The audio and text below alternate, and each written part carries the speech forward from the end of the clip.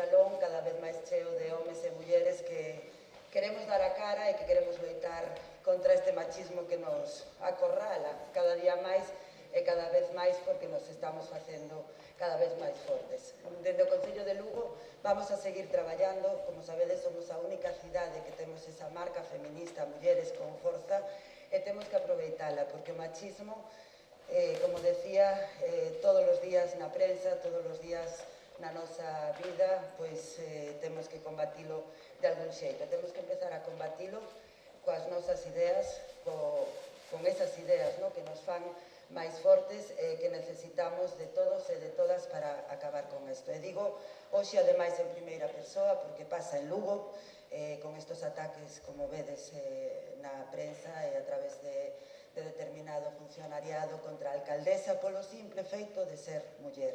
Polo tanto, eu creo que debemos botar a cara adiante, dar a cara e non amedrentarnos nin ter medo ante estos ataques que cada vez, como digo, serán máis grandes porque estamos collendo forza e estamos empezando a molestar.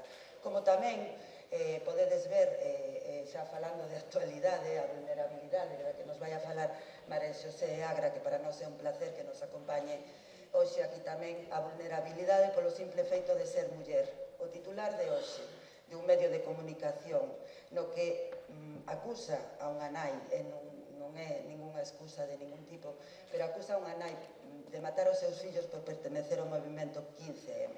Eu creo que temos que empezar a dar a cara e a non permitir que ningún xornal, que ningún periodista, que ninguna persoa nos maltrate directamente polo feito de ser mulleres. Polo tanto, estes faladoiros cobran máis vida que nunca, debemos seguir con eles. Anímovos a todas e a todos que loitemos contra esta fiera que nos ataca continuamente e non permitir dar pasos atrás, porque nelo nos van os nosos dereitos. Buscamos a igualdade de homes e mulleres ante todo e sobre todo dos dereitos das persoas por ser seres humanos. E sin máis, agradecervos a vosa presencia, que disfrutedes, agradecerlle a Diputación a súa colaboración, a María Xosé, a Yolanda, a todo o foro feminista, a Maruxa Mayo, que fagan isto posible e que teñamos un foro donde falar en liberdade e donde non se nos cuestionen as nosas opinións. Moitísimas grazas e disfrutade da velada de hoxe.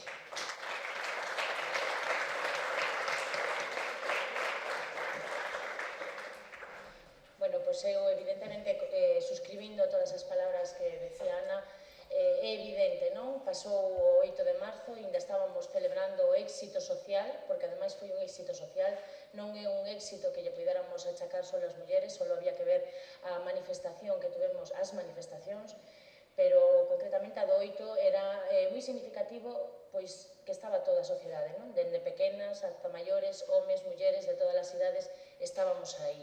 E estábamos aí porque queremos ese cambio, porque xa chegou o momento de facer ese cambio.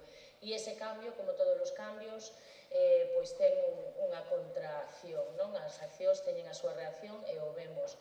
Tuvemos que sufrir outra vez o ataque desa intolerancia, desa incomprensión, desa ceguera que temos que loitar entre todos para combatir, non? Estes faladoiros veñen a poñer luz, a abrirnos moito máis a mente, porque é certo que a medida que vamos avanzando en coñecementos e en perspectivas feministas, cada vez entendemos moito mellor as cousas e vemos moito mellor titulares, pois como os que facía alusión Ana, non? Que cada vez que abrimos un periódico, cada vez os percibimos máis facilmente, non? Están aí os ataques constantes, están aí as dúbidas permanentes, que se as mulleres denunciamos en falso, que se as mulleres tiramos os nosos fillos aos vertedeiros, aos contenedores, como tuvemos que escoitar últimamente, que se xa nos propoñen ter papeles para se deixamos os pequenos a cambio, constantemente un goteo, e por iso temos que estar alerta.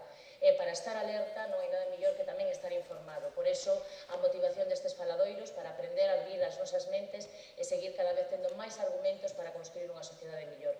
Dar as gracias tamén ao Foro Feminista Maruxa Mayo con todas as súas mulleres. Nesta ocasión tocalle a Yolanda facer a presentación, o Concello e a María Xosé Agra, que posiblemente nos dé tamén unha interpretación do que pasou ca última sentencia de como era, Ana Rivas, non? Juana, que non me salía, Juana Rivas, que tamén veu a dar outro varapalo e outra situación bastante incomprensible, non? Para as persoas, homes e mulleres que andamos pola rúa, pois de forma normal, parecenos a veces algo algo sin sentido, non? Eso hai que profundizalo e hai que entendelo, e, polo tanto, hai que seguir loitando e hai que seguir decidindo paso a paso. Cada paso temos que ter unha elección e aí é onde temos a posibilidade de traballar cada día nós, non? Así que moitísimas gracias por estar aquí, moitísimas gracias por seguir difundindo o feminismo e a igualdade por alaba por onde vaiades, e agora toca disfrutar da charla. Moitas gracias.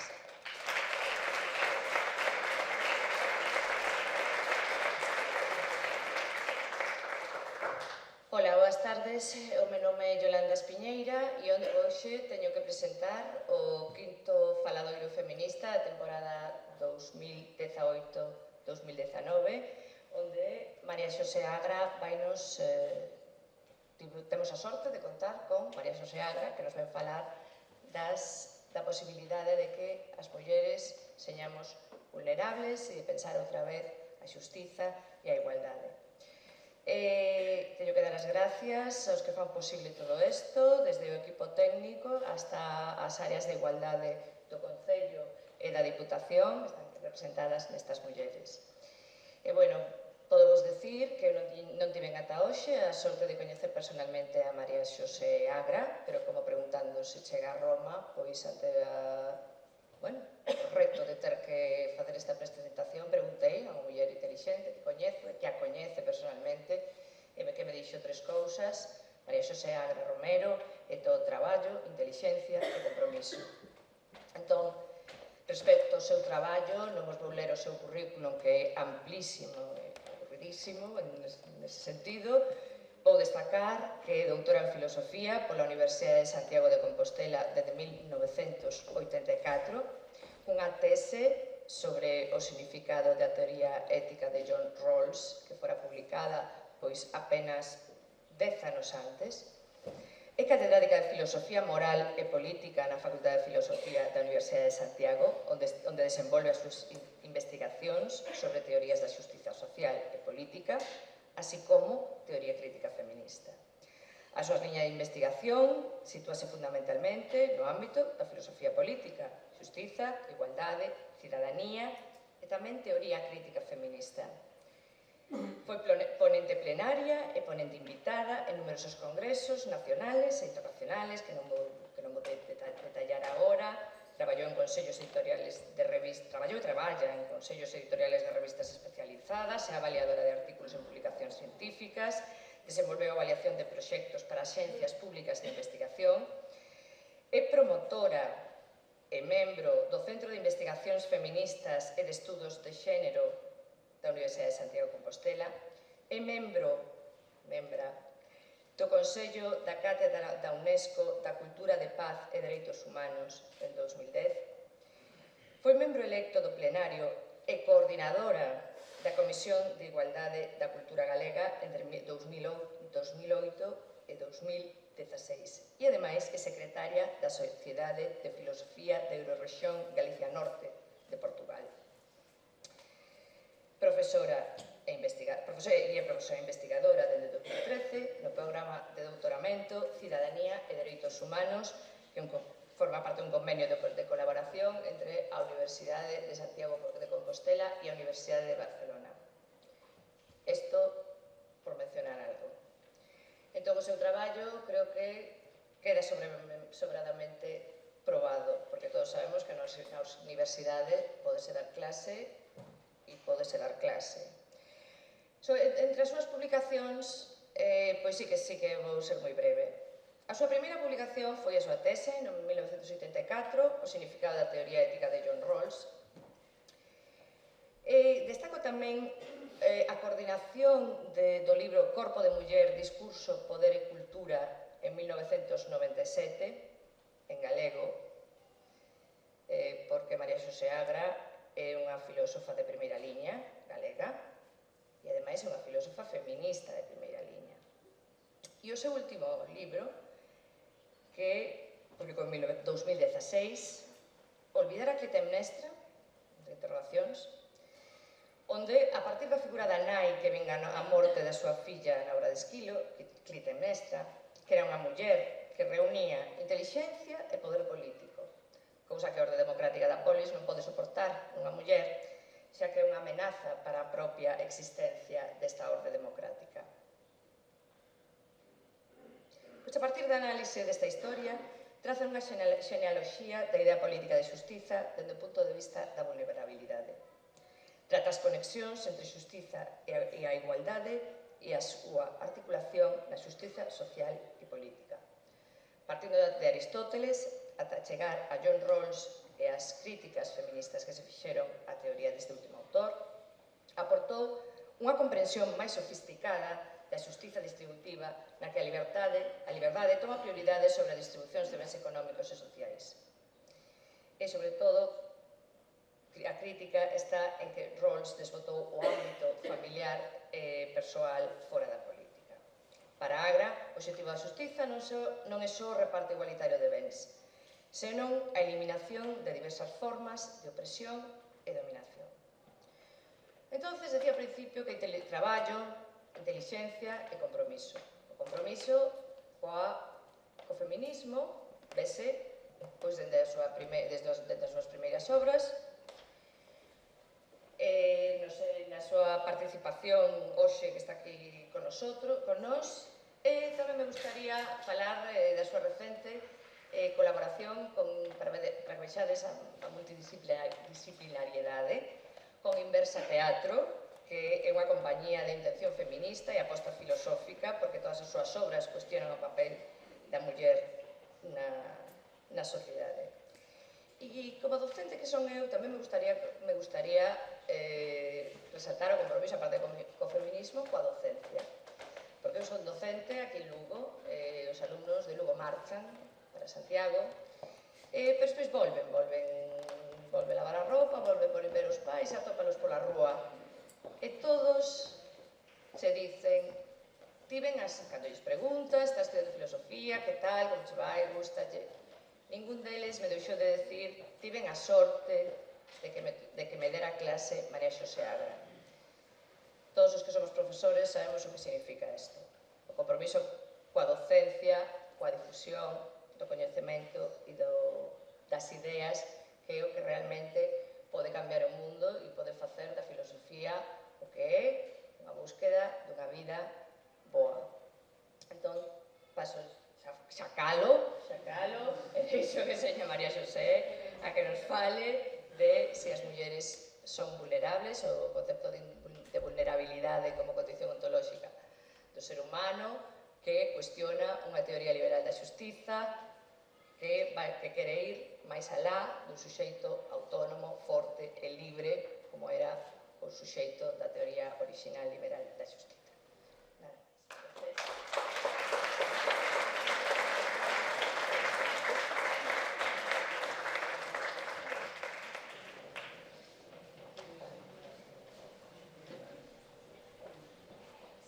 Ben, funciona para pues, que vou aquí como un archivo, unha imaxe da muller máquina da que falaremos. Ben, por suposto, quero comezar agradecendo a Diputación, ao Concello, a que representada magníficamente por terme convidado e moi especialmente ao Foro Feminista Ana Lucia Mario, que potencia este tipo de actividades. É un agradecemento, diríamos, moi sincero, porque enfrentarse así ao público un venres pola tarde, que se estaría mellor preparando para tomar uns viños, unha cervexa, pois é bastante de agradecer que podan mobilizar a este colectivo de personas para poder estar aquí reflexionando sobre cuestións feministas. Isto é un faladoiro, pero nos faladoiros fala tamén outras persoas. Aquí é un faladoiro máis ben un monólogo. Entón, eu procurarei falar, pero a pesar de que este así, se alguén en algún momento quere intervir, a mí non me molesta, se hai algo que se quere plantear no momento. Non fai falta que eu teña que facer todo o discurso para que se interveñe. Porque me parece fundamental, sobre todo en un faladoiro e, sobre todo, porque eu teño un defecto profesional, que son de filosofía. E agradezo moito a Yolanda esa presentación, xa lle decía que teño moito porque son maior, o sea, as cousas se fan e comecei moi nova na universidade e ao final pois se van acumulando cousas, non? Dito isto e entrando en materia, o título son as mulleres vulnerables. E por que pensando a xustiza e a igualdade? Pois teremos que ver que é isto da vulnerabilidade. A ver se nos entendemos e a que se refire ou a que nos podemos referir cando decimos que as mulleres son vulnerables. E quixera comenzar só con unha, procurarei citar o menos posible, pero estes días, por razóns de traballo, estaba lendo a Pilar Virulés, que é unha filósofa catalana de reconhecido prestixio, e ela citaba a outra filósofa de orixe belga, pero que estivo prácticamente en Francia moito tempo, que é Françoise Colin, e citaba Virulés esta cita que me parece que é ben a caída para que eu quixera transmitir. E di, cada pensamento, cada palabra pronunciada con rigor, conta para o destino do mundo común. Cada pensamento, cada palabra, polo tanto, temos que pronunciala con rigor, e veremos en que consiste isto, precisamente porque do que estamos falando é do destino dun mundo común, de como construímos un mundo común. E esta é unha idea fundamental, porque Françoise Colin é unha filósofa feminista de primeira línea tamén, e xa morreu hai 2 ou 3 anos, e estas palabras son precisas. Eu, cando me pediron para o banner unhas frases, comenzaba precisamente con esta idea de que as palabras están cargadas. É dicir, que as palabras, cando as empregamos, pode ser que as entendamos, porque son en galego ou en español, pero non entendemos claramente ou non nos entendemos cando as estamos utilizando ou as entendemos en sentidos diferentes. E veremos en que sentido a vulnerabilidade é unha palabra cargada e en que sentido tamén podemos aplicala ás mulleres ou a outros colectivos. Veremos esta idea. A pregunta que temos que facernos, e aquí eu convoco a que vos fagades esas preguntas, porque eu parto da idea de que se hai algo absolutamente democrático é que todo o mundo pode pensar. E cantos máis e cantas máis a pensar, mellor. Por lo tanto, a formulación das preguntas non é tanto que eu vaya a darles unha resposta, canto poñer en situación de pensar dese pensamento, de esa palabra, de esa interrogante que nos obliga a poñer en funcionamento o noso laboratorio de ideas e a ver se eso funciona, se non funciona, se estamos de acordo, se estamos entendéndonos ou hai un desacordo. E no feminismo tamén hai desacordo. E iso non o podemos ver, en algúns casos sí, pero maioritariamente, se estamos falando de ideas, o temos que ver como algo normal, porque non pode haber avances se non hai desacordos. Desacordo no sentido como digo, non negativo. O vivir común nos leva a conflictos. A construción do mundo común non vai a ser nunca suave, senón que é conflictivo. E en este sentido, diríamos que toda a miña charla vai desde unha concepción fundamentalmente política, de filosofía política, de que eso que é a política e como afecta a vulnerabilidade e a comprensión da vulnerabilidade a ese vivir común, a ese vivir común ao que aspira o feminismo que este fora ou que remova as bases das desventaxas, das desigualdades, das injustizas. Por eso, e logo volverei sobre a segunda parte, iremos logo á pregunta fundamental. Son as mulleres vulnerables, pero a segunda parte é pensando a xustiza e a igualdade. Por que poño eso? Pois porque creo que son conceptos fundamentais que foron pensados desde a teoría feminista, pero tamén porque tanto a igualdade como a xustiza non é algo que academos de unha vez por todas. Se aceptamos a primeira parte, que a política é conflicto, que a política é desacordo, e, ao mesmo tempo, tratamos de construir un mundo común sobre uns eixos determinados, os grandes conceptos de liberdade, igualdade, xustiza, temos que repensalas.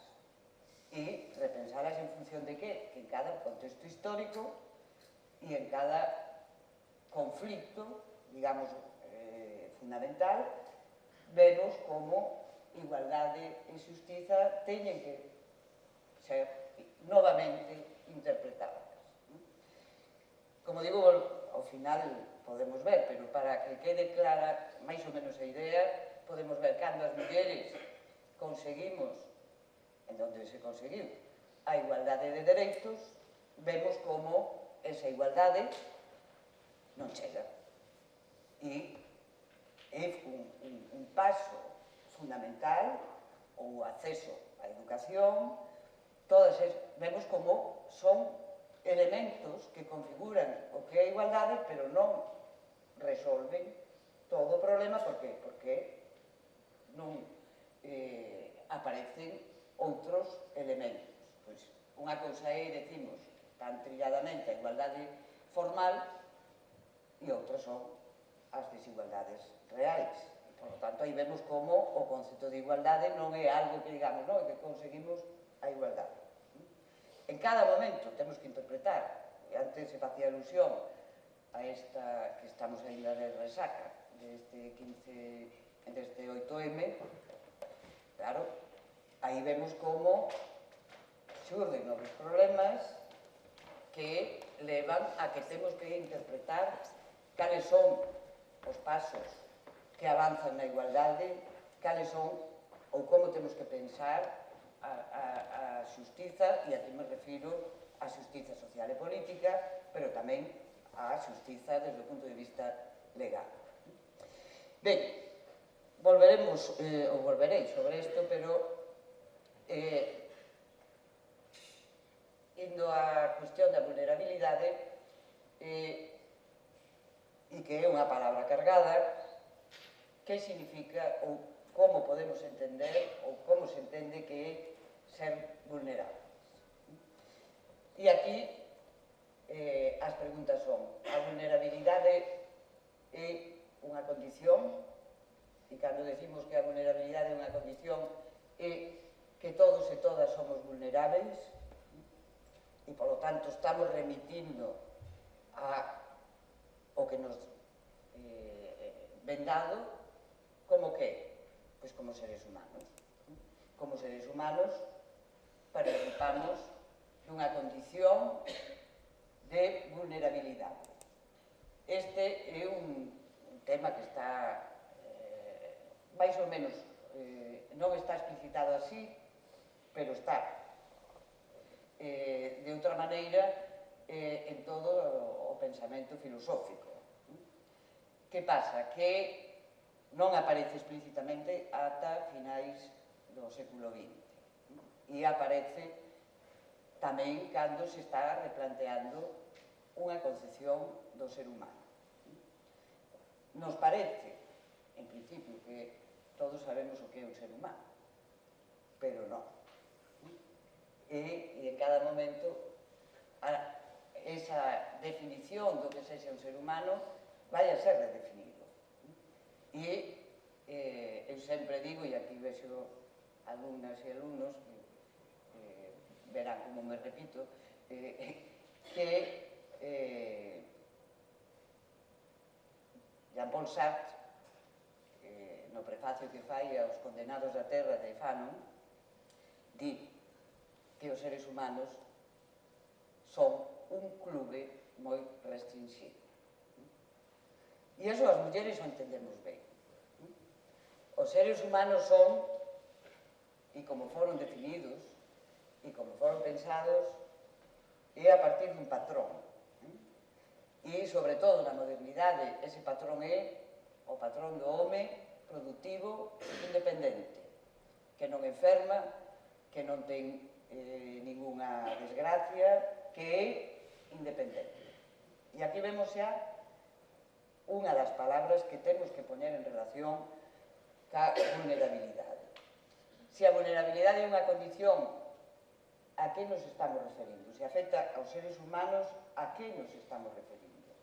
Nos estamos referindo a que todos nacemos, aquilo que nos ensinaban, polo menos a mí na escola, de que nacemos, nos reproducimos, morremos. E que eso é a condición humana. E a condición humana que foi pensada precisamente, xa desde Platón, como un intento de ir contra esa fragilidade, ir contra a vulnerabilidade, facernos invulnerables. E ser invulnerable é ser independente. E esa ficción de que podemos ser invulnerables, pois vai unido a toda unha serie de elementos que determinan o que se producen, diríamos, de forma artificial. Se aceptamos que nacemos, que enfermamos, que en determinadas épocas da nosa vida somos dependentes, porque eso é o que leva consigo o paquete, temos que aceptar tamén que a invulnerabilidade se crea artificialmente. E se é artificial, é construída social e políticamente. Esa construción leva a que, evidentemente, todo o ámbito que vai unido a esta, diríamos, descripción do ser humano é o ámbito do cuidado. Cando se construe esa imaxe do invulnerável é a conta de que outras e outros, non solamente outras, van a ocuparse de todo o que leva consigo reproducir esa vida. A reproducción da vida física, a reproducción da vida material. E como eso se articula en estruturas sociais e políticas. Como articula a esfera do cuidado, dos cuidados, do oikos, que diría Aristóteles, da casa e o ámbito do traballo. A vulnerabilidade, como decía, está detrás desta idea que algúns chaman fragilidade. Os seres humanos somos seres frágiles. E se miramos as tragedias gregas, que son unha fonte de iluminación importantísima, as tragedias gregas se representaban na Atenas democrática porque era unha forma de educar a ciudadanía. E as tragedias son tragedias, por qué? Pues porque acaban mal. É dicir que se colle o camiño que se colle, pois a cousa non ten remedio. Pero que querían poñer de manifesto os gregos? Precisamente a fragilidade do humano. O que pode levar a que en determinados momentos teñamos que un dilema e que non podamos, porque calquera das opcións sexa tráxica. Esta idea de invulnerabilidade que decía se opón radicalmente a esta concepción de que os seres humanos pode ser que por accidente, por determinadas decisións, non poden calcular todo o que van a facer. E non podemos calcular todo na nosa vida. E de alguna forma o que están dicindo é que somos seres frágiles, que somos seres vulnerables. E a única forma que eles tiñan era, algúns, de plantealo, por exemplo, Esquilo era ca construción dunha sociedade democrática, que houbera unhas leixes asentadas democráticamente, que houbera igualdade ante a lei e igualdade de palabra. Para non ir tan atrás, pero penso que é importante ter en conta que nos enfrentamos a un problema con isto da vulnerabilidade, porque que é o que se trasluce desta cuestión? Pois que, en boa medida, agás estas excepcións, como poden ser os gregos e algúns, Platón, por exemplo, quería ser invulnerable e así crea ese estado platónico, pero básicamente a vulnerabilidade se vai a pensar como un atributo negativo. E isto é importante retelo, porque cando pregunto, son as mulleres vulnerables? Estamos pensando, pois, un atributo negativo, non en unha cuestión, unha cousa positiva.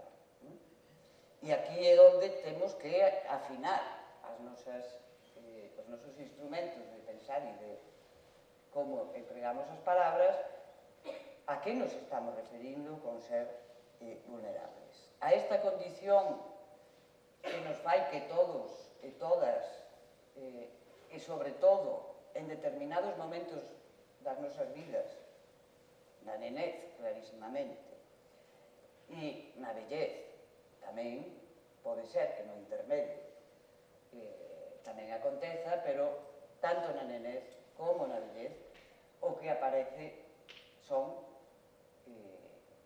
aparece a vulnerabilidade, aparece a fragilidade e aparece un concepto que tamén se vai a vincular ca vulnerabilidade, que é o de dependencia. Ser vulnerable leva consigo ser dependente e o ideal de invulnerabilidade é ser independente e, polo tanto, non depender. E como se pode ser independente? A que e como? Polo tanto, partiremos, polo menos, de que a vulnerabilidade non é un atributo negativo.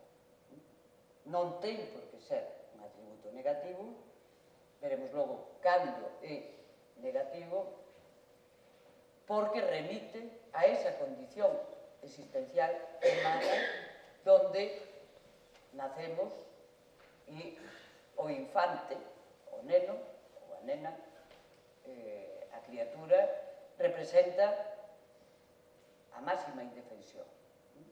Porque vulnerabilidade ven de vulnus, en latín, que significa exposto a ferida. Estar exposto a outro. Ser vulnerable é estar exposto a outro. E estar exposto, sobre todo, porque a historia da vulnerabilidade se escribe ou se escribiu desde a perspectiva da historia da violencia. E estar exposto a outro e estar exposto a que me firan, a que me fagan daño. Pero as teóricas feministas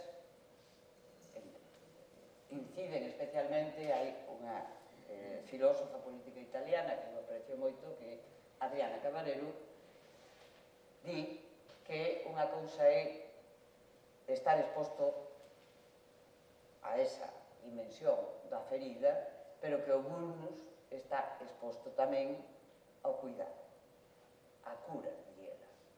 A cura, cuidado. E, polo tanto, esa exposición, ela está pensando nas novas formas de violencia contemporánea, como podemos abordala, ela que di, non é o mismo ser vulnerable que ser inerme. O indefenso é o inerme. E a figura, por excepción fundamental, é do vulnerable, do inerme para ela é o neno. Por qué? Porque o neno está exposto ao abandono ou ao cuidado, á cura.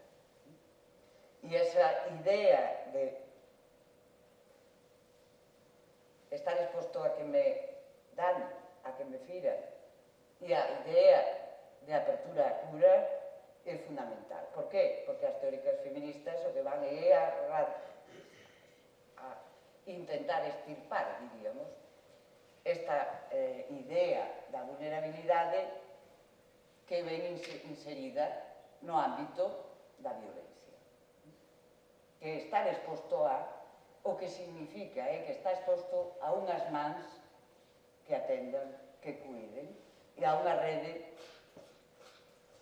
diríamos, unha infraestructura que ten que ser de xustiza, de poñer os medios materiais necesarios para que podan desenvolverse as persoas. Esta idea, por lo tanto, tamén a podemos ver desde outra óptica, en outra teórica moi coñecida, como é Judith Butler. Judith Butler vai a ir a idea de vulnerabilidade e ela insiste en que a vulnerabilidade é estar exposto ao outro. E ese estar exposto ao outro, ela o pensa, pero en vez de falar nos términos que fala Cavarero do inerme, porque vai na súa lectura radicalmente contra a concepción da violencia e da guerra, e Butler o plantea no que ela chama vida precaria. E distingue entre vulnerabilidade e precariedade. E que quere decir con eso? Pois que vulnerables, e aquí están de acordo as dúas, somos todos. E que esa é a nosa condición existencial. E ao que se opone tamén é a unha concepción non relacional dos individuos. E isto é moi importante porque detrás desa idea do invulnerable, do independente, do home productivo que non enferma, que non ten ningún problema, está a idea de un individuo que non se relaciona cos outros individuos, que son, como diría Hobbes, como setas. Pensade que o neoliberalismo se nutre desta idea de individualismo, de non relación. E cada un é responsable de si mesmo e non ten nada, e a sociedade e a comunidade política non son máis que instrumentos para reforzar, si son emprendedores, si son... E se non o fan así, pois son vagos, perezosos ou viven da asistencia social. Decía que as dúas, e non quero demorarme moito en isto porque é outra cuestión, pero si fan a través desta crítica do recoñecimento da vulnerabilidade como condición existencial e, polo tanto, a premisa fundamental é que todos e todas somos vulnerables. Van a existir, e no caso de Butler clarísimamente, en que a vulnerabilidade como condición vai unida á precariedade. E a precariedade é aquela vulnerabilidade que se produce diferencialmente e socialmente. E aquí vemos que xa estamos en outra instancia. A vulnerabilidade non é un atributo negativo. Vulnerables somos todos. Todos dependemos, porque esa é a palabra que vai unida a vulnerabilidade. Todos somos seres dependentes e interdependentes. E o problema está en que, a partir de aí, social e políticamente, se producen vulnerabilidades, pero que son inducidas social e políticamente. Non forman parte da condición, sino que aí teríamos, digamos, dous planos. O plano existencial, a condición de que somos seres humanos, con parte animal, aí entraríamos en discusión, con parte mecánica, e seríamos saigos, porque aí vemos que isto de ser humano non é tan fácil de encaixar, e a precariedade ou as vulnerabilidades son inducidas social e políticamente. Cando non hai esa rede de mans que cuidan, cando non hai esa estrutura mínima de xustiza que permite que os individuos podan desenvolverse sin opresión, sin dominación. Por lo tanto, diríamos que a vulnerabilidade ten distintos registros, desde ontolóxico, desde o existencial, ten registro psicolóxico, e ese é importante tamén destacalo porque hai unha inflación do termo vulnerabilidade, por exemplo, na psicología. E se di que non se pode ferir ou que facer determinadas cousas, se xa vemos na linguaxe que se está utilizando como está remitindo, porque na miña época non nos traumábamos, pero agora, se unha di algo, porque se lle pode ferir, se psicoloxiza estas cuestións a través da idea de ferir, é dicir, vulnerabilidade, e que son vulnerables. E eso plantea problemas graves, pero fixademos que a vulnerabilidade vai a ser empregada tamén e dunha forma importante e nos últimos anos no ámbito medioambiental e ecolóxico. E vivimos nun planeta vulnerable, os problemas da vulnerabilidade ligados non só ao cambio climático e a palabra, máis ben palabra, digo eu, que vai unido e tamén no ámbito psicolóxico é a resiliencia. E aí hai que facerse forte só frente a esa vulnerabilidade. Pero, en última instancia, tamén cando vemos a utilización no campo da ecoloxía ou do medio ambiente, vemos que máis ben parece que é unha condición negativa e que, agás en algúns casos, pois aí está en xogo o concepto de natureza, terra, planeta, como que iramos, que non é o mesmo, e no ámbito ecolóxico entra con forza, pero diríamos que volvemos a ter o problema. Vivimos nun planeta interdependente. Somos dependentes uns de outros. O que está e acontece nun lado ten incidencia no outro. Ben,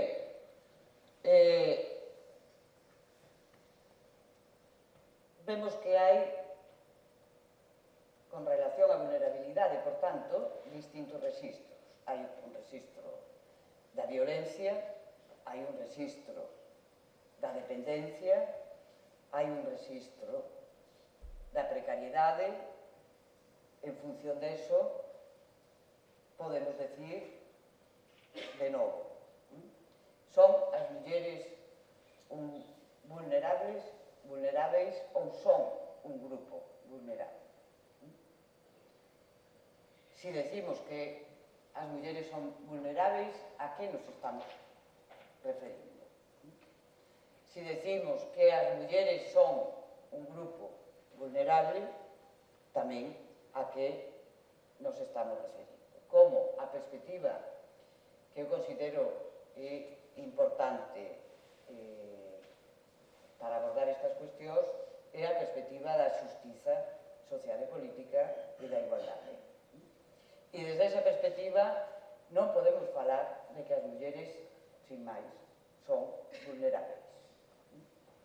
O son exactamente igual que o son os homes e, dependendo tamén da etapa da súa vida, pois serán máis ou menos vulnerables. Temos que falar de que as mulleres, por tanto, son vulnerables como grupo. E o decir como grupo non é que nós, mulleres, nos reunimos e nos consideramos vulnerables, sino que somos vulnerables precisamente por esa distribución diferencial que se produce na sociedade da vulnerabilidade. A partir de que todos somos vulnerables, como pode ser que as mulleres aparezan connotadas como vulnerables? E iso significa remitir a un grupo estrutural. É dicir, que na sociedade se fai un reparto, para entendernos, polo cal uns teñen os privilexios e outros teñen desventaxas. E teñen privilexios e desventaxas para desenvolver as súas capacidades e para tomar as súas decisións. E isto é o que se coñece como un grupo estrutural. Un grupo estrutural que determina, sin cargar moita palabra, pero condiciona a aqueles individuos e individuas que están situadas en ese grupo. E que non é unha situación que se escolla, sino que é unha condición que nos ven dada. É contingente, porque non é algo natural, sino que é construída social e políticamente, é inducida social e políticamente, pero que sexa construída, que non sexa natural, que nos veña dada, nos marca. Non é algo que nos podamos, digamos, sacar, porque esas construcións son ou están tan incrustadas como se fora algo absolutamente natural. E, por lo tanto, costa moito traballo remover todas esas barreiras que constituyen a un grupo como grupo estrutural e que constituyen as mulleres como grupo estrutural. Oye, cando decimos isto, porque o batiburrillo que tenemos que oír está, e que todas as mulleres criminalizan os homes. Esta concepción non quere decir que haxa unha conspiración varonil masculina contra as mulleres que estén todo o día conspirando, algúns sí, todo o día conspirando para ver como fastidiar. A cuestión é un pouco máis peliaguda, porque eso que nos ven dado, nos temos que sometelo a crítica. Temos que saber cales son os resortes. Non se trata de decir que son os varóns criminalizalos e con eso solucionaríamos, porque non estamos falando, despois hai responsabilidades individuais, obviamente, pero cando falamos de grupos estruturais, estamos falando de unha estrutura de dominación e de opresión, de generadora de desigualdades, generadora de unhas vulnerabilidades que son inducidas e que hai que remover. E iso leva ao campo da transformación social e política. Non é exclusivamente que se poñan de acordo os varóns ou os homes. Non se trata deso, senón de esa dimensión estrutural que podemos entender. E outro día, esta semana, estaba en unhas xornadas e pediron un grupo de alumnas e alumnos 5 minutos para facer unha denuncia, proclama. Entraron con unha pancarta, pero quen entraba era unha rapaza nova nunha silla de cadeiras, e a pancarta decía que se fala moito de inclusión, pero que a universidade, neste caso o USC e o edificio onde estábamos, tiña barreiras insalvables. E ela explicou ali as súas barreiras. Logo, algunha máis do público que tiña tamén problemas, pues para subir as escaleiras, para... Claro, isto é o que Iris Marion Young, que é unha das teóricas máis importantes do século XX, que desgraciadamente morreu moi nova, pon como exemplo de injustiza estrutural. É dicir, son aquelas barreiras, se nos pensamos en términos de ir nunha silla de cadeiras, con que nos atopamos? Nos atopamos con barreiras insalvables. Por exemplo, ela decía que non podía ir á biblioteca, tiña que chamar polo móvil porque lle tiñan que abrir, a porta abría así e non podía abrir. Son cousas que parecen unha tontería. Entón, Young define ou di que o exemplo paradigmático de injustiza estrutural, que estas as que nos estamos referindo e que tienen que ver con esas vulnerabilidades inducidas social e políticamente, é a discapacidade. Ir en silla de cadeiras e ver como temos que alterar esa estrutura. E que eso non é unha cuestión, digamos, de un individuo, ni de criminalizar a ninguén, sino de como cambiamos todas esas estruturas que, ademais, sempre foi o objetivo de transformación do feminismo. O feminismo sempre tuvo como objetivo, e sigue tendo, transformar esa sociedade, esas estruturas, a través dos cambios no traballo, a través dese espacio fundamental que é o espacio das necesidades humanas. Porque somos vulnerables e temos necesidades. Cando decimos que hai grupos sociais vulnerables que son inducidos social e políticamente, o que estamos dicindo é que as súas necesidades nin as súas capacidades se van a cubrir da mesma forma. E que uns teñen uns privilexios e outros teñen ou outras desventaxas. E que, polo tanto, só se podrá solucionar a través de que? Da xustiza e da igualdade, de remover esas barreiras estruturais.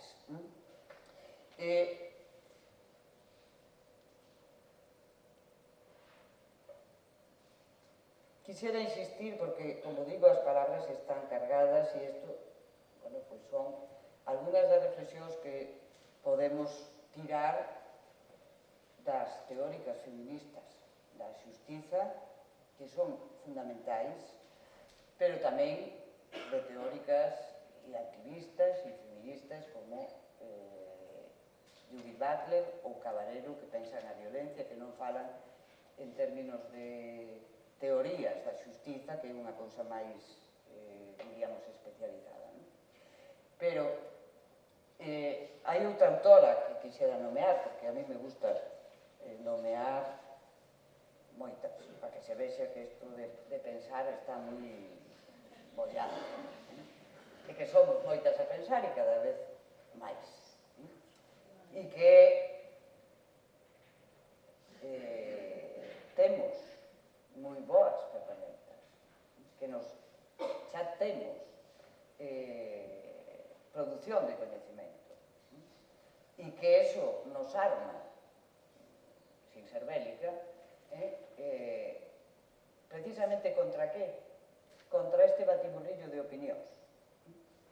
Porque un dos problemas que temos é que non nos entendemos, pero no sentido malo da palabra, porque non nos queremos entender, porque hai un combate e un conflicto real. E, evidentemente, cando se fala de ideoloxía de xénero e vemos o que hai detrás, non se está denigrando, se está cuestionando un saber legítimo, un saber que aínda costa na academia ser reconhecido, que é toda aportación teórica feminista, que non é unha cuestión de opinión, nós temos opinión, sino que é unha cuestión do saber que avanza e dun saber e dun coñecimento que está aportando á sociedade formas de articulación, de pensar nun mundo mellor, nun mundo común que temos que construir. E por eso me gusta moito, a parte de formación profesional, que tamén é unha parte importante, que se escoite que hai teóricas feministas, no sentido que ten a teoría feminista e tivo sempre que é unir pensamento e vida, porque non están facendo teoría como se estiveran nunha torre de cristal ou de marfil, sino que están facendo teoría porque están pensando os problemas do presente e están pensando e actuando políticamente. E iso é unha característica fundamental que non debemos perder de vista sobre a propia concepción do que significa pensar, do que significa coñecer e que saberes son recoñecidos e cales non. E tamén para distinguir deste batiburrillo de que parece que todo é opinante en este terreno e que o que non se consinte en outros saberes aquí, pois todo o mundo parece que pode ter unha ocurrencia que decía sempre Celia Amorós. Sempre hai alguén que ten unha ocurrencia, pero en outras cuestións nunca ten ninguna ocurrencia.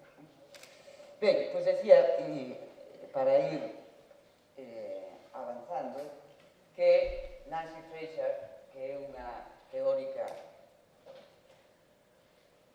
que seguramente coñecedes, ela vai a insistir no concepto de dependencia, que é outro que, como vemos, está vinculado ca vulnerabilidade. E ela di que os termos empregados para describir a vida social son tamén forzas activas que a modelan. O sea que, cuidado, como os termos que nos empregamos, que nos veñen dados, cos que describimos a vida social, son termos que teñen forza, que producen tamén E por eso a linguaxe, por eso esa frase de François Collin, o pensamento, e cada palabra pronunciada hai que facelo con rigor. Porque as palabras son forzas activas que producen. E se nos describimos a vida social e decimos as mulleres son vulneráveis e non sabemos a que nos estamos referindo, estamos producindo, reproducindo a nosa vulnerabilidade. Pero a nosa vulnerabilidade que non é inducida social e políticamente. Ela vai a facer traballa moito a cuestión, Nancy Fraser, me refiro, a cuestión da dependencia e fai algunha serie de preguntas que son importantes porque ela se centra sobre todo nas sociedades dos estados do benestar e na construcción, na crítica que vai a facer tamén a este tipo de sociedades do benestar porque siguen xenerando injustizas e desigualdades. E ela se pregunta, que entendemos por dependencia? Son preguntas simples, pero que temos que depender de prestacións ou axudas sociais. E aquí hai unha lei de dependencia que temos que ver tamén e pensar a quen vai destinar. E que é unha vía asistencial. E aí vemos como dependencia e asistencia social nos noso linguaxe suele ser, cando nos falamos dos dependentes e da dependencia, estamos falando na asistencia social que requerimos e demandamos para esas persoas. Porque senón non falamos dos nosos, senón en esa línea, dos nosos pais, das nosas nais, dos nosos fillos, non decimos que son dependentes, verdad? O decimos sempre desde esta descripción que facemos na sociedade e da realidade social. E ela di tamén que temos que ter en conta o que todas veñen a decir, que son que a dependencia ten uns presupostos e descansa sempre como a vulnerabilidade nunhas presuposicións sobre a natureza humana, sobre o que é un ser humano, e que entendemos por un ser humano. E o difícil que é, xa, digo eu, pensar en que é un ser humano igual. Porque eso hai que facer un exercicio todos os días. Todos somos moi igualitarios, hasta que nos sale el racismo, nos sale o clasismo. É dicir, o exercicio máis difícil é tratar o outro como igual. E eso ten complicacións. A todos e a todas nos gusta que ser libres e iguais, pero máis ben parece que é algo complicado desde o punto de vista de como construímos a comunidade social e política, pero tamén desde o punto de vista personal podemos ver como é dificilísimo e hai que estar encima, por eso a igualdade hai que estar sempre sometendo a interpretación e a revisión, porque ese clube tan restringido do que falaba Sartre era os blancos europeos coloniais, que excluían mulleres, evidentemente, todas as colonias, ou a esclavitud. Entón, o que si podemos saber as mulleres é o difícil que é que se nos considere como iguais. E é un exercicio constante, porque algo tan simple, que parece que non é tan simple, como a igual traballo, igual salario, temos que esperar 500 anos, dice, para que se cumpla, que algo, diríamos, cuantificable, pois que será con toda esa outra parte da nosa vida que non podemos someter a cuantificación.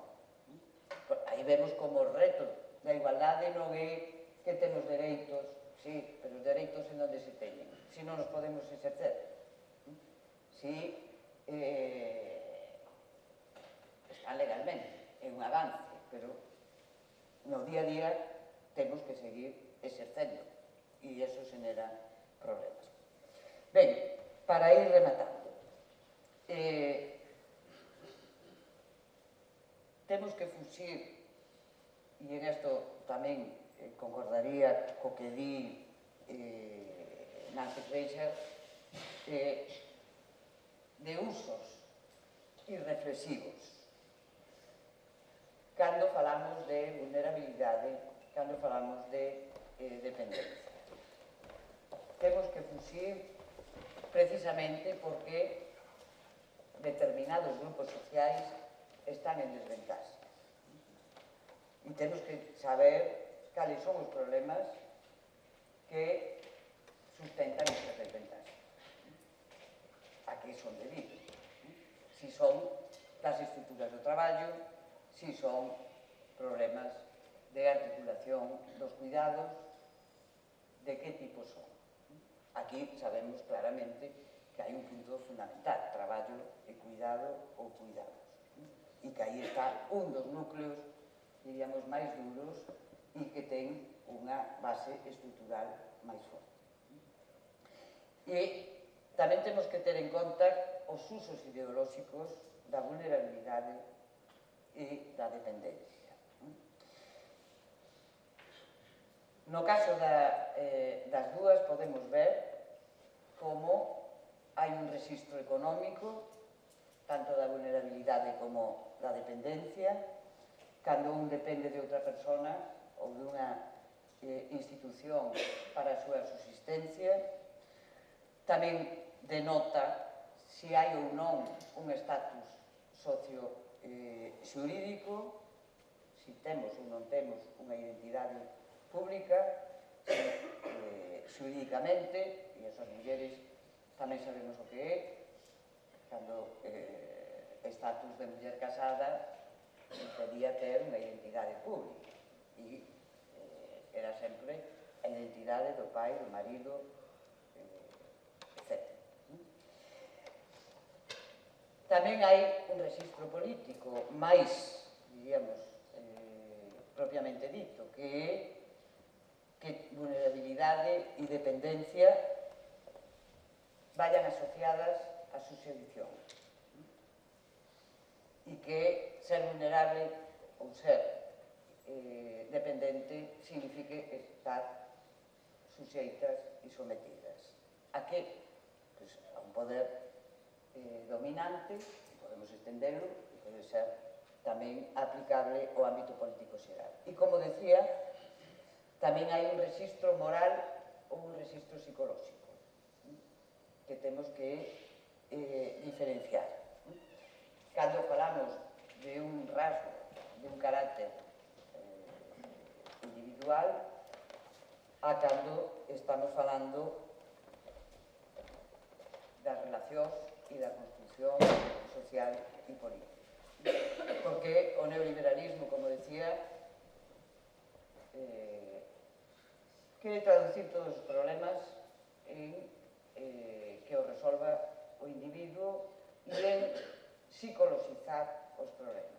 E se os psicologizamos é porque os sacamos do espacio do debate e da confrontación que nos leva a enfrentarnos a estes grupos de vulnerabilidade inducidos social e políticamente. E o que temos que remover son esas bases.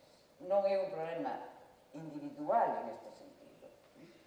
E, polo tanto, todo o que fan é, e as mulleres aí tamén temos exemplos, non falta máis que ver Betty Friedan, o malestar das mulleres, das histéricas.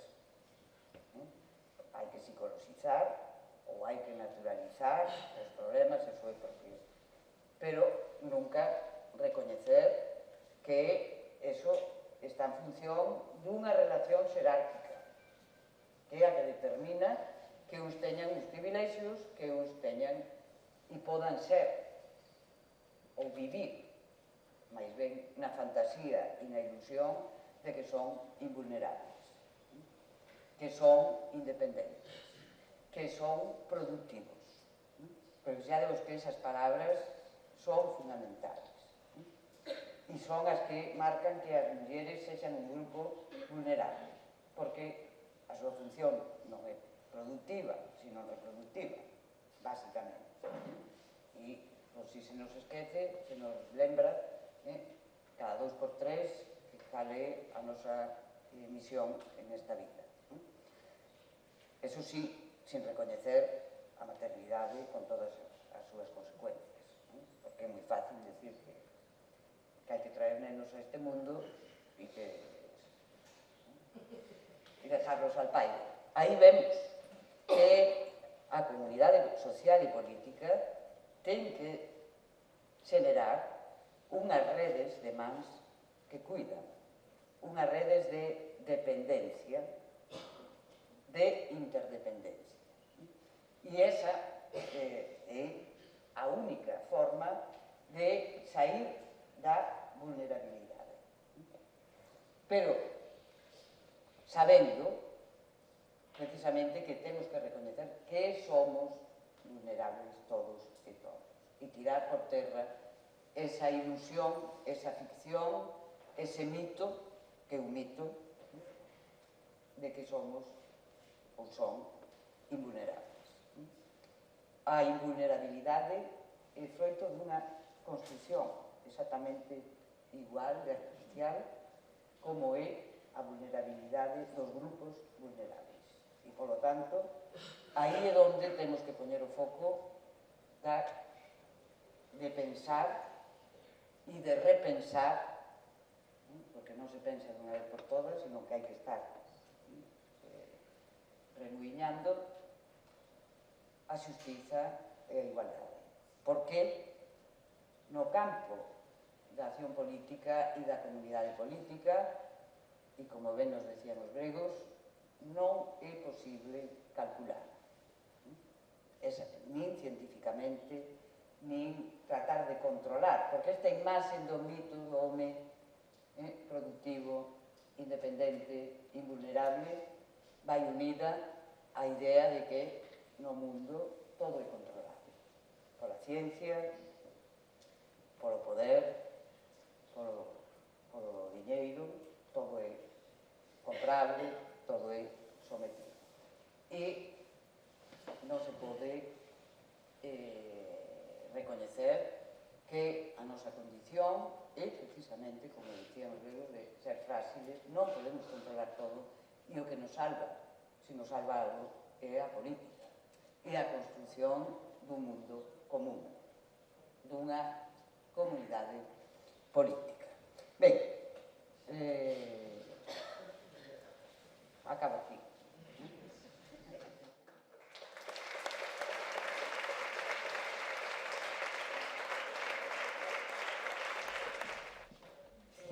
Invulnerables, non perfectos, e as mulleres, as vulnerables e tal. E, sin embargo, despois, cando os homes cometen errores, están perfectamente justificados e as mulleres nos machacan, non? Cada vez que unha muller comete un error, pois nos criminalizan máis, non? Outro día, lendo un artigo sobre a sentenza da Manada do tema, pois o que se comentaba, non? No artigo, que a rapaza que cometeu o error de confiar nos seus iguais, pois foi, ademais, machacada, non? E culpabilizada. Nese sentido, pois, é curioso, non? Ver que os homes que se consideran, nun estatus superior, pois tampouco ven os seus errores, non? Son invisibles os seus errores, e nós que nos consideran inferiores, sin embargo, sí que non os teñen en conta, non? Constantemente. Bueno, a verdad que faría moitísimas máis reflexións, pero, bueno, non que monopolizar, pareceume moi interesante a charla. Bueno, aquí trátase de pensar, de utilizar as que pensan para solucionar problemas que vivimos e non estar aquí para acumular conhecimento. Eso creo que é importantísimo e por eso é importante que foros como estes cada vez se produza máis. Se me quedou unha cousa importante sin decir, na que suelo insistir bastantes veces e que ten que ver un pouco con isto. E é que vulnerable non quere decir víctima. Se si admitimos vulnerables somos todos e todas, pero víctimas non se nada víctima. A víctima é algo que nos acontece. E, polo tanto, a víctima é resultado destes grupos diferenciais, do que é inducido social e políticamente. E cando planteas eso é porque se produce unha relación de inferiorización que victimiza. Entón, se estamos falando de algo fundamental, que todo isto está mediado por unha relación de poder e por unha xerarquía de poder. E, por lo tanto, quen ten o poder trata de inferiorizar e convertir en víctima para que se sinta víctima e así seguir mantendo o poder. Pero ser vulnerable non quere decir que as mulleres todas seamos víctimas. Ou podemos ser ou non. Pois depende precisamente de algo que non podemos controlar. Pois o lugar en onde pasamos, se salimos a unha hora, depende de que individuo ou manada este en ese momento, é controlable eso. Entón, esa idea de vulnerabilidade que moitas tratan de convertir en que ser vulnerable e que as mulleres sexan vulnerables e que todas somos víctimas e, por tanto, podemos ser agredidas, podemos ser insultadas, podemos ser inferiorizadas, porque eso é o que está detrás. Non sei se así contesto, pero aproveitei.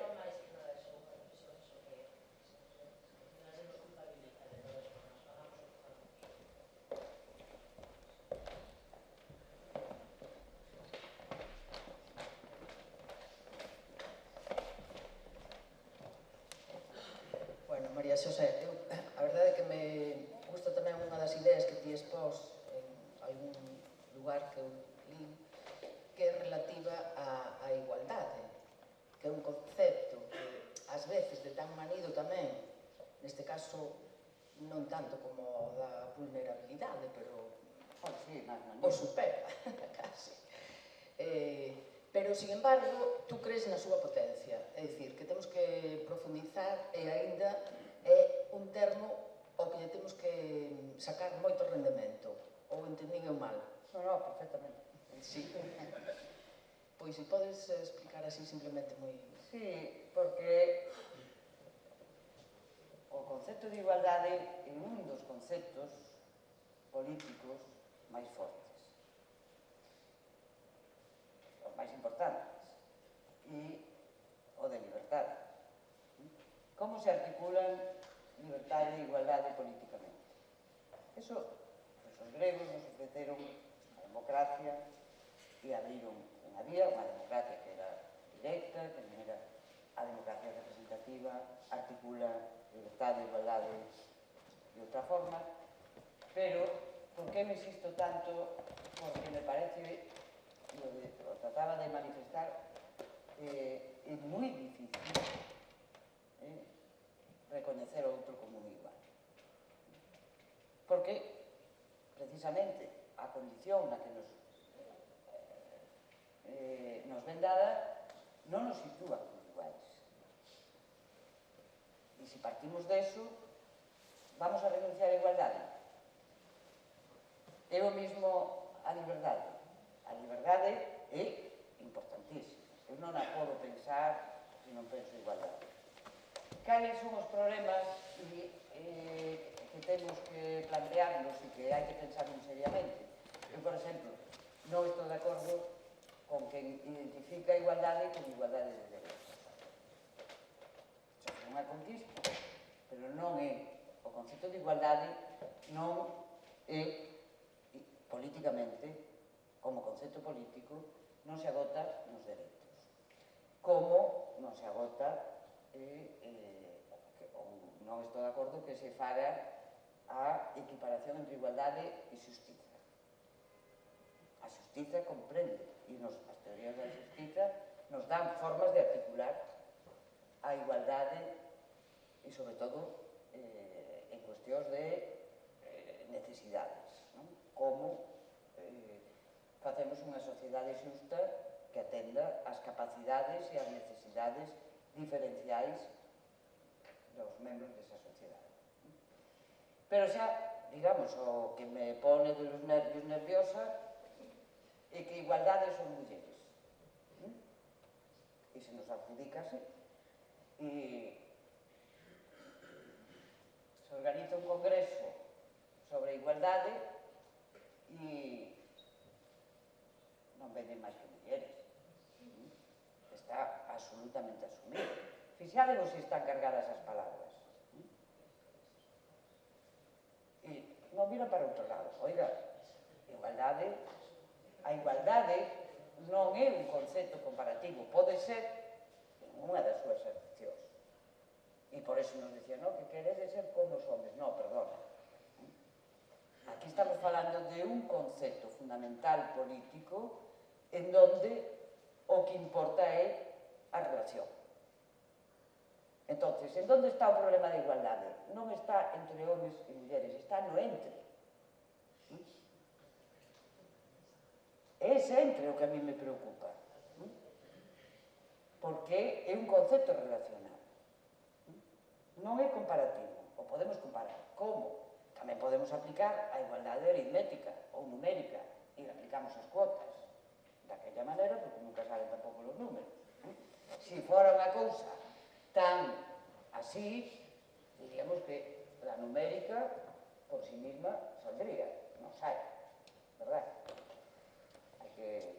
Non, de que igualdade estamos falando? A de dereitos, da igualdade comparativa, da igualdade matemática, somos 50%, 50%, non. Estamos falando de un concepto político fundamental que é ser igual. E como eso, en cada momento, temos que enfrentarnos a pensar. Porque cando pensamos que con eso avanzamos na igualdade, se generan outros problemas. E eso vemos. Cando os revolucionarios franceses, que por certo cortaron a cabeza ao rei, que dixeron? Na asamblea, todos nacemos libres e iguales. Pero xa había conflicto. Que permitiu eso? Que as mulleres das colonias, as persoas de color, que dicen así, tamén. Entón, a igualdade tamén é un acto de afirmación. Non temos que pedir un requisito e mirarlle que é, senón, que eles están dicindo que son iguais. E esa é unha demanda política. E nós temos que saber como articular eso políticamente. Entón, para min é moi importante o concepto de igualdade. A mí non me vale, nin quero plantearlo un debate que foi importante no feminismo, igualdade e diferencia. Non. Cada momento ten as súas cousas. O que temos que ter claro que cando falamos de igualdade, eu polo menos estou falando dun concepto político. E se estou falando dun concepto político é no espacio público, é na dimensión da articulación social, é nas miñas relacións no ámbito do traballo, da política representativa, de que estou falando. Aí é onde teño que medir se avanzamos, se me recoñecen como igual. E que significa ser reconhecida como igual. Porque sabemos tamén que nos recoñecen como mulleres, por exemplo, como en un sentido despreciativo. Cando nos ese tipo de recoñecemento non o queremos. Cando dices, eso é porque eres muller, están reconocendo. Ese recoñecemento que queremos, non. O cando decimos, ese es que es negro, claro, estamos recoñecendo, pero mal recoñecendo. Se trata de recoñecer como igual e ter acceso á palabra, a todos os ámbitos, e ese entre significa que homes e mulleres podan facer o mesmo. Non que eu me compare con eles e, polo tanto, que queira ser como eles. Porque eso non é así. Eso significa que non muda a estrutura e aí serían as mulleres, digamos, individualmente, as que se coloquen que las hai en esa estrutura. Lo que estamos falando de como se mudan as relacións e se cambian, non comparativamente, sino cambian no ámbito relacional e, por lo tanto, quen leva os nenos á escola, quen me pone el té, todas esas cuestións, como decían as teóricas feministas, o persoal é político en ese sentido, non? E, por lo tanto, é ese espacio e esa articulación relacional que temos que ver sempre. E na igualdade iso é fundamental. Non vale decir mulleres ou xénero, tamén se lo adjudican a las señoras. E cando non, pois dice géneros. Da igual, non? Cando é un concepto potentísimo que ten outras cuestións. Non sei se así...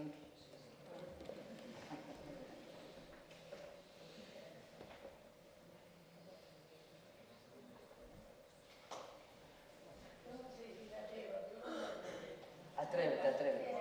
Eres unha arma de destrucción masiva para o patriarcado. Porque o patriarcado, se te escoita, treme. Treme porque... Me escoita todos os días e sigo dando clase. Non deixas en pé nada do que hai. Entón, cando se fala deles, eles pensan, penso eu, resolvelo con 4 concesións. Pero polo que ti dices hai que revolvelo todo. Resultou emocionante escoitarte. Porque a min o meu pai regaloume un feminismo que consistiu en moi pouquiño. Me preguntaba, ti sabes por que faz iso? E parecíame moi mal porque sempre me enfrentaba con que eu tiña que explicar. Eu dicía, pero como vou saber? Vamos a ver por qué. Eu dicía, tens que saber o porqué das cousas. E ti estás falando de que hai que pensar. Pero de verdad se enseña a xente a pensar. De verdad, en este momento que vivimos a unha velocidade, a xente de verdad quere pensar. Non hai ninguna maneira. Quero dicir que resultoume feliz escoitar.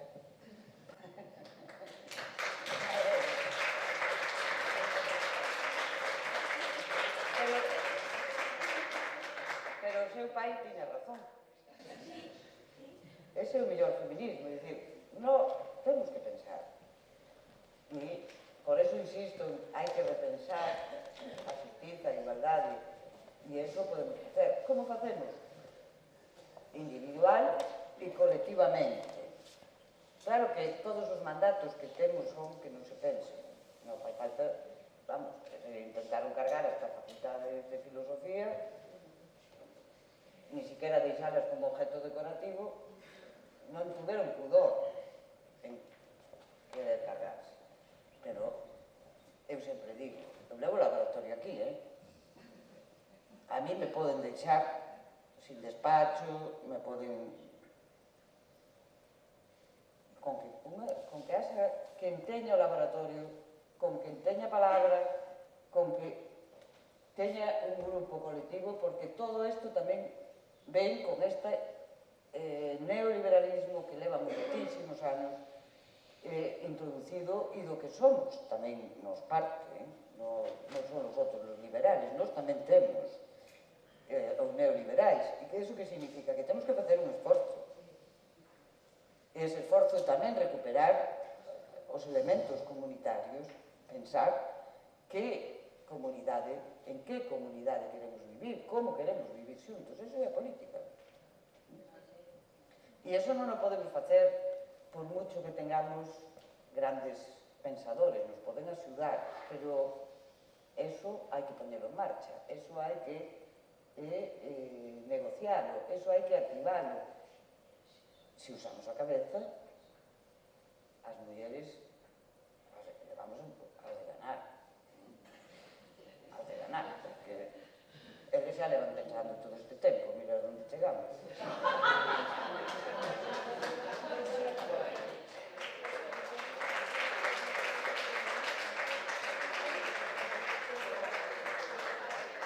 Boas noches.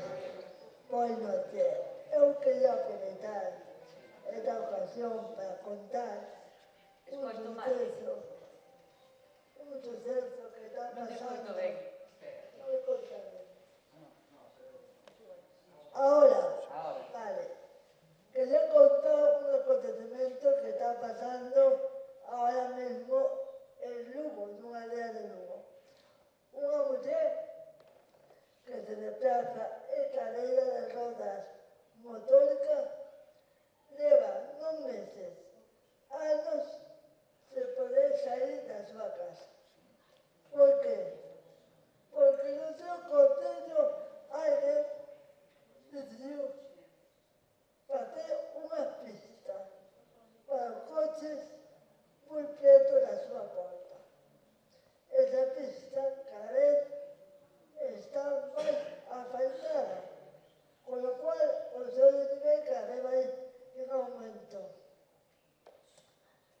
Proponte alternativas, que salga por outra zona, que busque outra axuda técnica, pero ela non quere.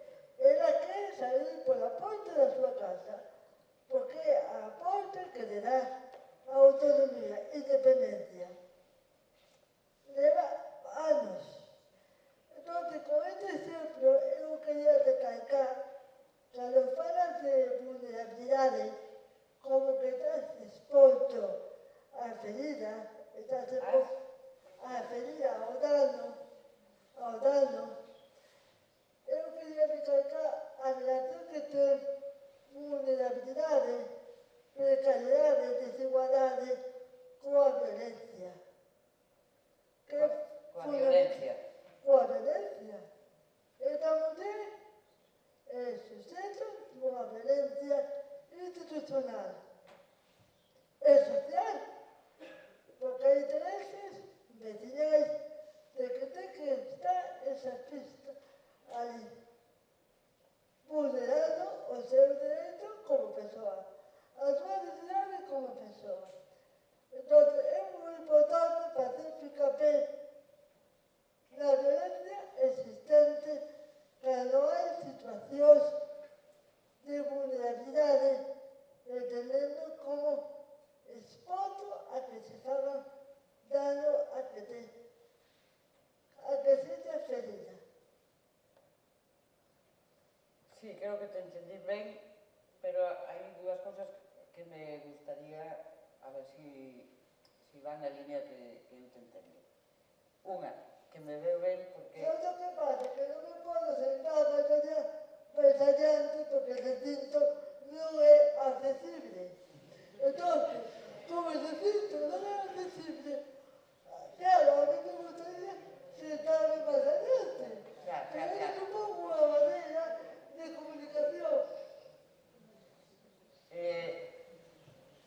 Fixadevos que ela utilizou vulneración dos dereitos non é o mesmo que ser vulnerable, porque hai moitas veces que tamén se considera eso, non? Pero vamos, para ver un pouco máis da extensión que teñen as palabras. Pero me interesa especialmente ese caso, porque eu estou de acordo, como decía, que a definición que dá esta teórica da xustiza, de que as injustizas estruturais toman como modelo a discapacidade, ou, podemos ver, a dependencia. E é importantísimo, desde a teoría feminista, precisamente, toda a discusión e o debate sobre a discapacidade ou a diversidade funcional. Porque aí vemos tamén como hai que agardar hasta o 2006 para que se faga unha declaración dos dereitos das persoas con discapacidade ou con diversidade funcional. E decía un activista do movimento que se lle perdeu o ser humano para que a declaración dos dereitos humanos é de 1948. Logo, no que respecta ás mulleres, vemos como hai unha convención no ano 74. Pero no ano 1992 hai unha conferencia sobre dereitos humanos en Viena e as mulleres no 92 din os dereitos humanos son tamén os dereitos das mulleres. E no 2006, isto foi no 92, as mulleres. No 2006 é a Declaración dos Dereitos da Discapacidade. Aí vemos como opera ser humano club restringido. Porque se supón que se a Declaración do 49 é dos dereitos humanos, de que humanos estamos falando? Entón, é moi importante, e dou este dato porque 2006 é antonte,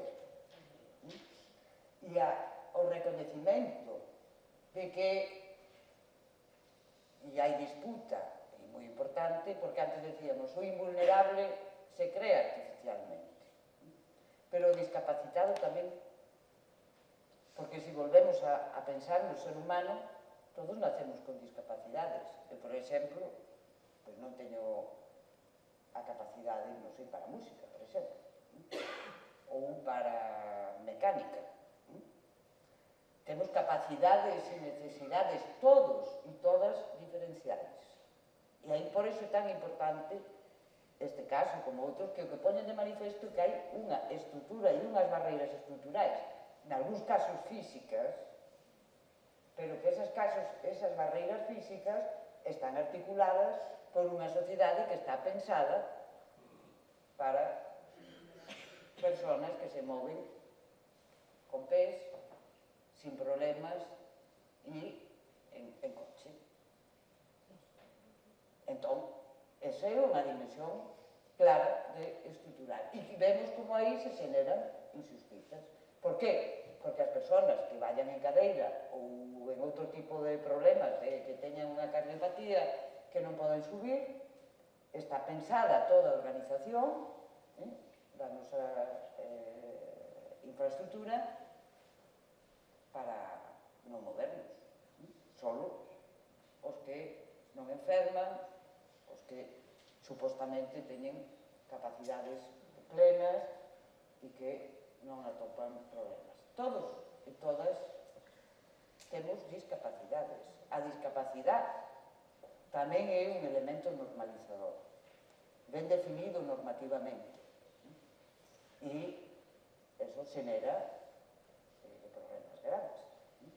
E vemos como ahora hai un movimento forte que trata de romper non só as barreiras arquitectónicas ou as infraestructuras máis físicas, sino esta idea que vai vinculada a que hai discapacidades. Somos todos e todas, temos capacidades diferenciais e temos, en función de ter capacidades diferenciais, necesidades tamén diferenciadas.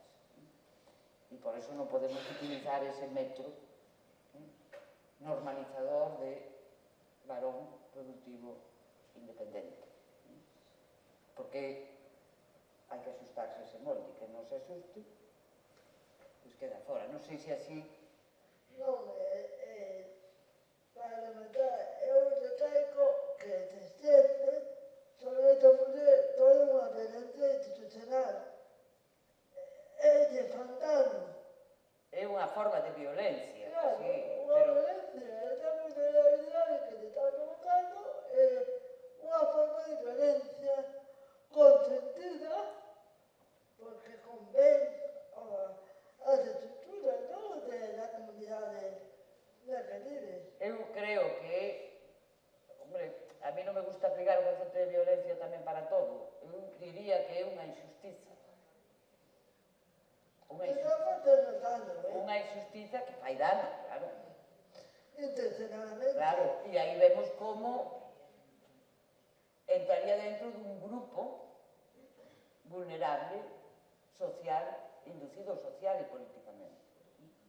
Porque andar nunha cadeira de rodas non ten por que convertir a unha persoa en vulnerable. No, Só porque a convirte na medida en que hai barreiras físicas. Claro que comporta, pero como ahora tamén